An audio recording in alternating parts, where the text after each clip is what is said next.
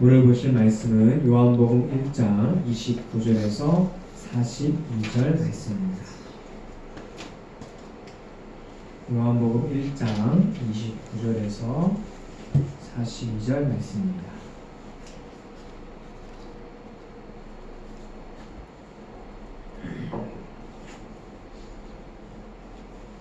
신약 143쪽에 있습니다. 요한복음 1장 29절에서 42절 말씀입니다. 저와 여러분이 한 절씩 교독하겠습니다. 이튿날 요한이 예수께서 자기에게 나오심을 보고 이르되 보라 세상 죄를 지고 가는 하나님의 어린 양이로다. 내가 전에 말하기를 내 뒤에 오는 사람이 있는데 보다 앞선 것은 그가 나보다 먼저 계시니라 한 것이 그 사람을 가리키니라. 나도 그를 알지 못하였으나 내가 와서 물로 세례를 베푸는 것은 그를 이스라엘에 나타내려 함이라 하니라. 요한이 또 증언하여 이르되 내가 보내 생명이 그를 비같이 하늘로부터 내려와서 그의 위에 머물렀더라. 나도 그를 알지 못하였으나 나를 보내어 물로 세례를 베풀라 하신 그이가 나에게 말씀하시되 성령이 내려서 누구 위에든지 머무는 것을 보거든 그가 곧 성령으로 세례를 베푸는 이인 줄 알라 하셨기에 내가 보고 그가 하나님의 아들이심을 증언하노라 하니라. 또 이튿날 요한이 자기 제자 중 두 사람과 함께 섰다가 예수께서 거느심을 보고 말하되 하나님의 어린 양이로다. 두 제자가 그의 말을 듣고 예수를 따르거늘 예수께서 돌이켜 그 따르는 것을 보시고 물어 이르시되 무엇을 구하느냐 이르되 라비여 어디 계시오니까 하니 예수께서 이르시되 와서 보라. 그러므로 그들이 가서 계신 데를 보고 그날 함께 거하니 때가 10시쯤 되었더라. 요한의 말을 듣고 예수를 따르는 두 사람 중에 하나는 시므온의 형제 아들이라. 그가 먼저 자기의 형제 시몬을 찾아 말하되 우리가 메시아를 만났다 하고 메시아는 번역하면 그리스도라. 그리고 예수께로 오니 예수께서 보시고 이르시되 네가 요한의 아들 시몬이니 장차 게바라 하리라 하시니라. 아멘. 네, 할렐루야. 사랑하는 성도 여러분, 주님을 사랑하십니까? 네, 주님께서 여러분보다 먼저 사랑하셨고 더 사랑하시는 줄 믿으시기를 바랍니다. 오늘은 주연절 2주를 맞이하여서 예수님께서 그리스도로 나타나심을 기념하는 연속된 주입니다. 예수님은 어떤 분이실까요? 예수님이 어떤 분이실까? 각자에게 나타나는 이미지와 느낌이 다 다를 거예요. 오늘 교회 나오실 때 또한 설교를 들으실 때 어떤 예수님을 기대하고 오셨나요? 또 각자 기대하는 예수님이 또 다 다를 수가 있어요. 어떤 예수님을 찾으러, 예수님께 뭘 구하러 또 오시나 사람마다 기도하는 내용들이 또 다양합니다. 오늘 성경을 통해서 예수님께서 누구신지, 왜 우리에게 나타나시고 이 땅에 오셨는지 말씀해주고 계세요. 그 예수님을 오늘 저와 여러분이 말씀을 통해서 만나보시기를 바랍니다. 가끔 딸이나 안에 가방을 이렇게 들어줄 때가 있어요. 가방 안에 이제 책들이 무겁게 있을 때 딱 들어주면 엄청 무거워요. 엄청 무겁지만 제 마음은 기쁩니다. 왜죠? 네, 사랑하는 사람의 그 무거운 짐을 제가 대신 져줄 수 있다. 제가 그 가방을 대신 맬 수 있는 능력이 또 되니까요. 제가 대신 가방을 매므로 사랑하는 사람의 어깨가 가벼워지니까 마음은 참 좋습니다.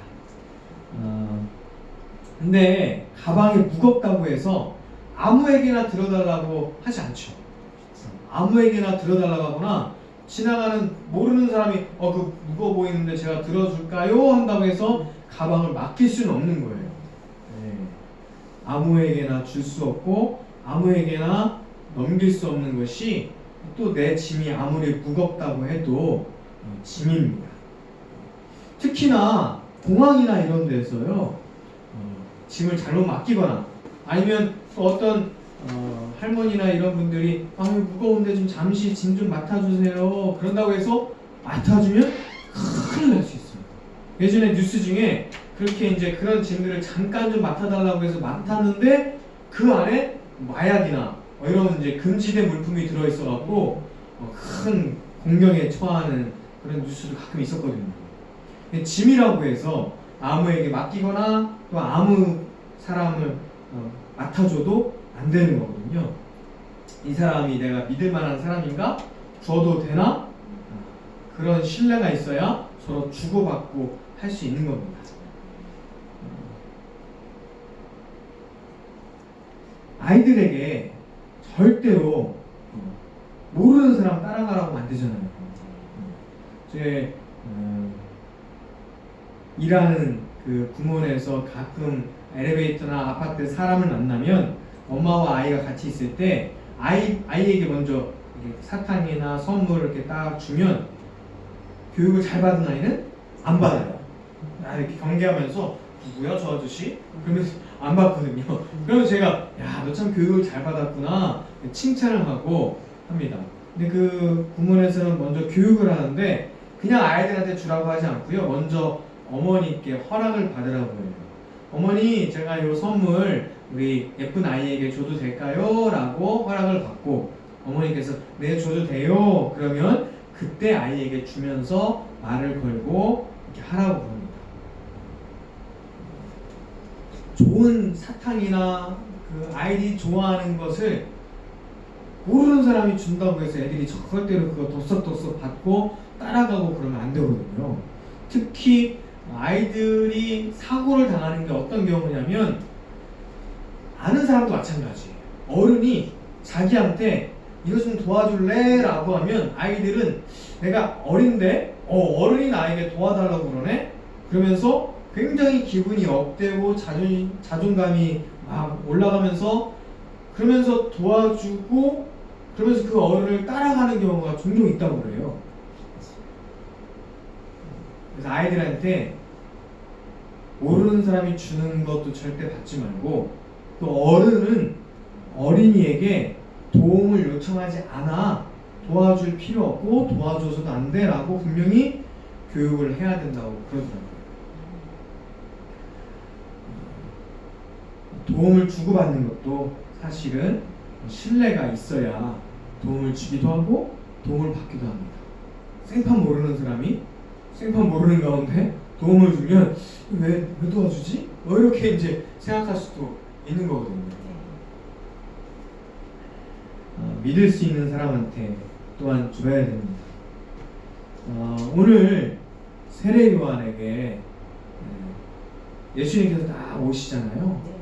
네, 세례 요한이 제자들에게 또한 예수님을 소개해요. 그리고 고린도전서 1장 9절에 보면 너희를 불러 그의 아들 예수 그리스도 우리 주와 더불어 교제하게 하시는 이는 하나님 그분은 미쁘시다 이렇게 말씀합니다.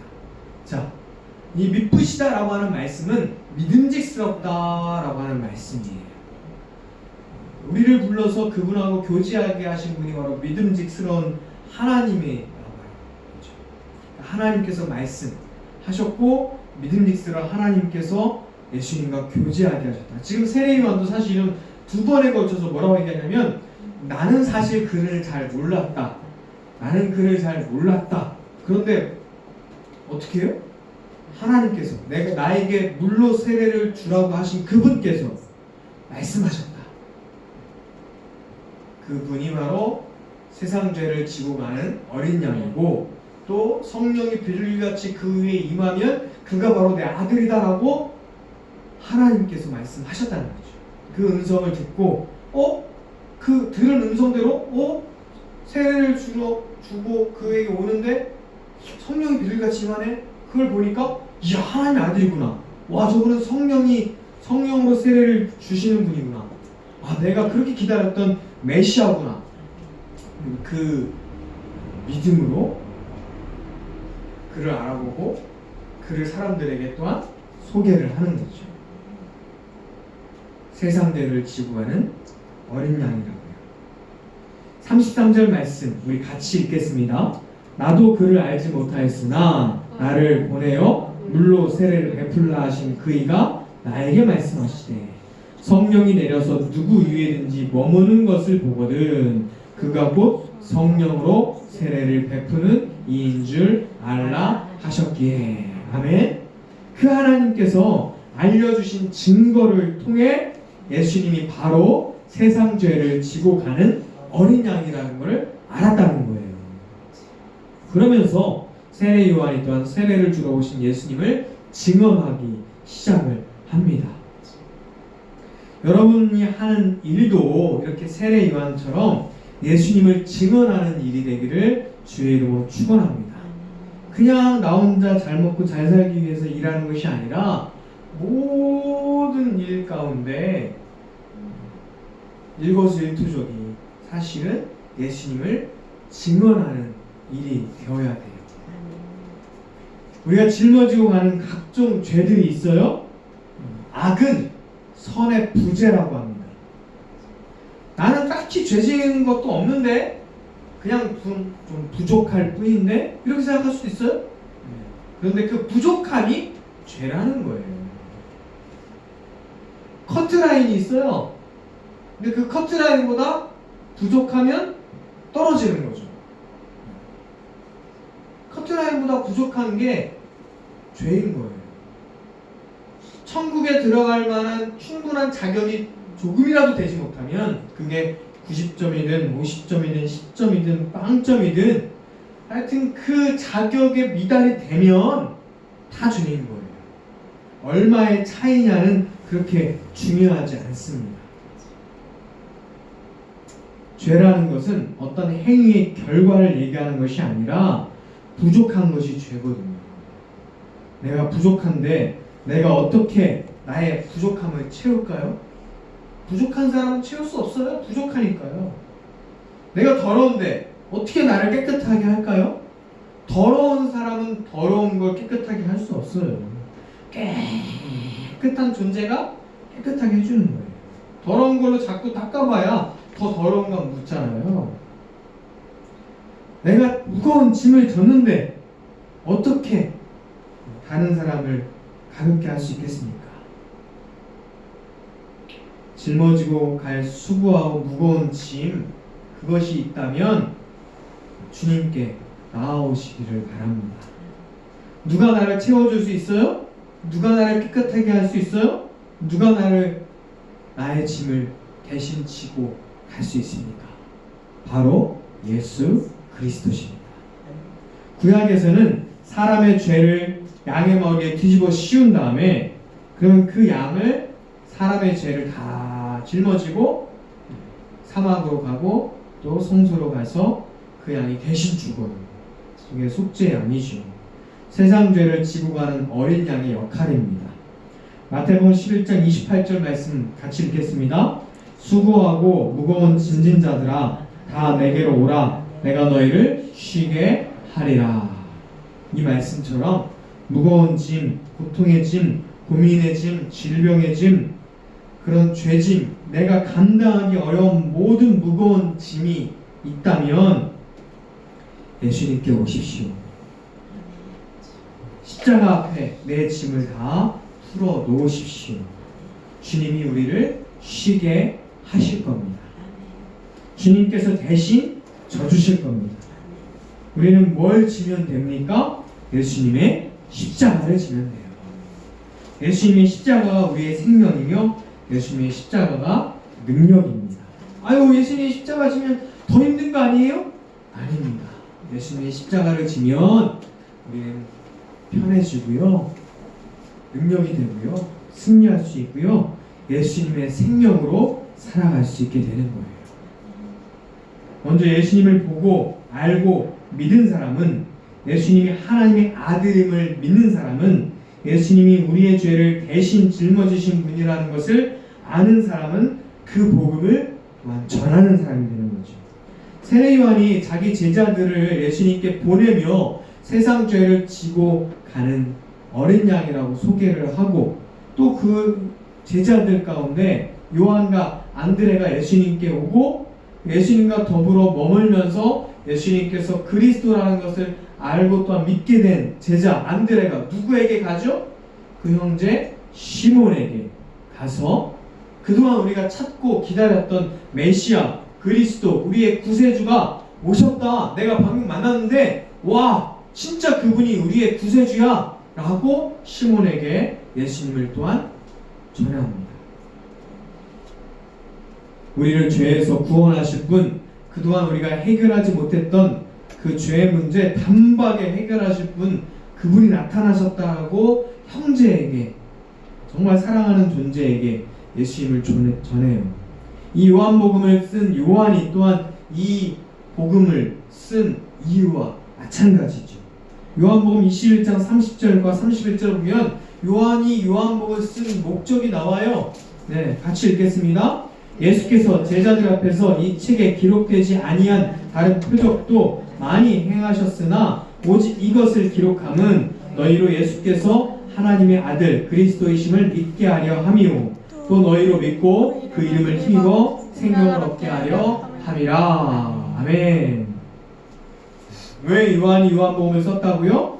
다른 표적들 너무 이 지면이 한정되니까 더 많이 예수님의 표적을 쓸 수 있었지만 요 정도밖에 못 썼다는 거예요. 요 정도밖에 기록을 못했다는 거죠. 근데 왜 기록했어요? 예수께서 하나님의 아들 그리스도이심을 믿게 하는 거죠. 예수님이 바로 하나님의 아들이며 우리를 구원하실 구세주임을 믿으시기를 바랍니다. 예전에요 이상한 죄수가 있었어요. 어떤 사람이냐면 부모를 잃은 형제가 있었습니다. 딱 형하고 동생 둘밖에 없었어요. 근데 형은 굉장히 모험적이고 부모님의 뜻에 따라서 예배도 잘 드리고 교회를 잘 나가던 아주 모범적인 모든 사람들에게 칭찬을 받는 정말 신실한 하나님의 아들로 살아가고 있었어요. 근데 이 동생은 부모님이 돌아가신 이후에 계속 엇나가는 거예요. 계속 죄를 짓고 또 방황하고 예배도 안 드리고 하여튼 계속 이제 사고치고 막 그런 동생이 있었어요. 짜잘한 사고를 치다가 어느 날은 굉장히 큰 사고를 칩니다. 어떤 사고냐면요, 형이 집에 있는데 이 동생이 갑자기 막 옷에 피를 묻히고 막 당황하면서 막 집에 들어왔고 막 형을 쳤어요. 형 큰일 났어 막 그러면서 들어와요. 그리고 야 너 왜 무슨 일이냐? 형이 동생에 묻죠. 자초지종을 물어보니까 하여튼 밖에서 무슨 시비가 걸려가지고 어떤 사람은 싸웠는데 하여튼 어쩌다가 사람을 죽인 거예요. 그러면서 그 동생이 너무나 두려움에 떨면서 그 형에게 막 자기의 죄를 이야기합니다. 어떻게 해요? 그래서 갑자기 경찰은 쫓아오는 것 같고 그 형이 그 동생의 피 묻은 옷을 대신 입고 동생은 옷장 속으로 막 급하게 집어넣어요. 경찰이 들이닥치자 그 형이 순순하게 잡혀가죠. 잡혀가서 이제 감옥에서 재판도 받고 다 자기의 죄를 인정하고 감옥살이를 하게 됩니다. 그 형의 이제 사형을 언도받아요. 그 날짜 때까지 모범수로 그 있는 간수나 같은 죄수나 그 감옥에 있는 교도소장이 봐도 이 사람 죄질 만한 사람이 아닌데 정말 의인인데 라고 생각할 정도로 너무 모범수를 잘 지내는 거예요. 그래서 어느 날은 그 형을 불러서 이야기를 합니다. 내가 볼 때는 죄질 만한 사람이 아닌데 무슨 사연이 있느냐. 그래도 절대 얘기하지 않아요. 저는 죄인입니다. 저는 죽어야 됩니다. 저는 사형을 당해야 돼요. 제가 죄값을 치러야 됩니다. 그런 이야기를 합니다. 그래서 너무 이상해서 그러면 내가 해줄 수 있는 거 좀 해주고 싶은데 소원이 있느냐라고 물어봐요. 그러면 그 형이 그러면 편지를 제가 하나 쓸 테니까 사형당한 이후에 이 편지를 저희 집에 가면 동생이 있는데 꼭 사형을 당한 이후에 이 편지를 동생에게 전해주세요 라고 한 가지 소원을 이야기합니다. 결국은 그 형이 동생 대신 죽죠. 그리고 사형 이후에 나중에 그 편지를 그 동생에게 전해주게 돼요. 근데 집에 갔더니 어떻게 집안에 동생이 있긴 있는데 옷장 속에서 무서워서 떨며 있는 사람이 있었어요. 그 동생은 왜 그렇게 집안에서 무서우며 떨며 계속 있었을까요? 누군가 자기를 잡으러 올까봐, 자기가 지은 죄를 때문에 자기가 잡혀갈까봐 무서워서 계속 떨고 있었던 거예요. 그런데 그 동생의 편지를 전해주면서 그 편지의 내용이 어떤 내용이냐면 그런 내용이에요. 동생에게, 동생아, 내가 네 대신 너의 죄값을 대신 치고 죽었다. 이제 너는 나 대신 살아라 라고 이야기를 합니다. 이게 형의 소원인 거죠. 그 형이 동생의 죄를 대신해서 이미 죽었잖아요. 그 일이 밝혀져도 그 동생은 잡혀가거나 사형을 당해요? 그렇지 않죠. 이미 그 죄값은 치러졌어요. 근데 그 죄값을 치러진지 모르고 그 동생이 계속 두려움에 떨고 무서워하며 사는 그런 삶이 세상에 예수님을 믿지 못하는 많은 사람들의 모습과 비슷해요. 예수님께서 그 형처럼 동생의 죄를 대신 짊어지고 이미 죽었고 너의 죄값은 이미 해결이 됐고 너는 이제 어떻게 살아야 돼요? 형 대신 살아야 되는 것처럼 예수님 대신 이 땅에서 예수님의 생명으로 예수님의 능력으로 살아가야 된다라고 우리가 전해야 되죠. 그 편지에 쓰여진 형의 소원처럼요.